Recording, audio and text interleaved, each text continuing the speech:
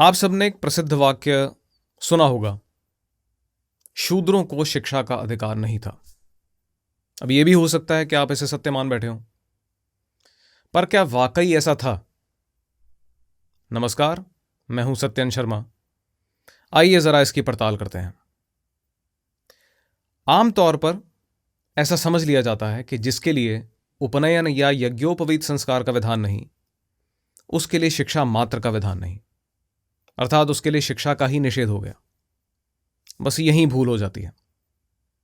असल में उपनयन संस्कार वेद की शिक्षा के लिए ही होता है, और उससे पहले एक अन्य संस्कार होता है जिसका नाम है विद्यारंभ। यह संस्कार किसी भी बच्चे के लिए तब किया जाता है जब वो 5 वर्ष की आयु प्राप्त कर ले। इस संस्कार से उसका शिक्षण प्रारंभ हो जाता है। इस संस्कार का उल्लेख विशेष रूप से ग्रंथ में मिलता है जो बना ही शूद्रों के लिए है। इस ग्रंथ का नाम है शूद्र धर्म तत्व प्रकाश। इस ग्रंथ के कर्ता हैं श्री कमलाकर भट्ट, जो 17वीं सदी के बहुत बड़े धर्मशास्त्र के विद्वान रहे हैं। उन्होंने इस संस्कार का विशेष रूप से शूद्रों के लिए ही विधान वहां पर बताया है। अन्यों के लिए तो होता ही है, शूद्रों के लिए भी होता है। अब प्रश्न ये उठता है कि चलो मान लें कि शूद्रों के लिए इसका विधान था, पर वे कितना ही शिक्षित हो सकते होंगे? अब इस प्रश्न के लिए एक अनुमान किया जा सकता है, अर्थात अनुमान से इस प्रश्न को समझा जा सकता है। 9वीं सदी के एक विद्वान हुए हैं वाचस्पति मिश्र। उन्होंने ब्रह्म सूत्र के शांकर भाष्य पर अपनी टीका लिखी है जिसका नाम है भामती। उस भामती टीका में विशेष रूप से अपशूद्राधिकरण के आरंभ में वे एक संभावना का उल्लेख करते हैं। वे कहते हैं कि ऐसा संभव है कि कोई शूद्र लिखित वेद को, यानी वेद की किसी पुस्तक को पढ़ करके स्वयं ही उसका ज्ञान प्राप्त कर ले।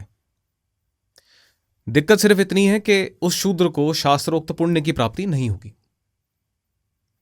ऐसी ही बात विजयनगर साम्राज्य के राजा प्रौढ़देवराय भी करते हैं। अब प्रश्न यह उठता है, यदि शूद्र को शिक्षा का और उच्च शिक्षा का अधिकार ही प्राप्त नहीं था, तो वाचस्पति मिश्र, प्रौढ़देवराय और अन्य भी विद्वान ऐसी संभावना का उल्लेख ही क्यों कर रहे हैं? अपने ब्रह्म सूत्र के भाष्य में, विशेष रूप से अपशूद्राधिकरण के अंत में, आदि शंकराचार्य महाभारत का एक श्लोक उद्धृत करके कहते हैं कि सभी वर्णों को इतिहास और पुराण के द्वारा ज्ञान का अधिकार है। ऐसी ही बात श्री कुमारल भट्ट भी करते हैं अपने ग्रंथ तंत्र वार्तिक के अंदर। वे कहते हैं कि धर्म, अर्थ, काम और मोक्ष का ज्ञान सभी लोगों के लिए इतिहास और पुराण के द्वारा मिल सकता है। श्लोक कुछ इस प्रकार है, उसका आधा हिस्सा आपको सुनाता हूं।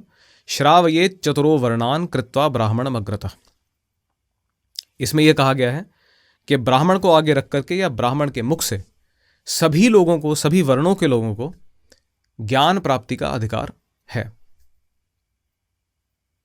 अब आप यह पूछ सकते हैं कि जब इतना सब कुछ था ही, तो पुरातन भारत के समय के कुछ शूद्र विद्वानों का नाम बताइए। अपनी अगली वीडियो में मैं ऐसे ही विद्वानों पर चर्चा करने जा रहा हूं। बने रहिएगा। धन्यवाद।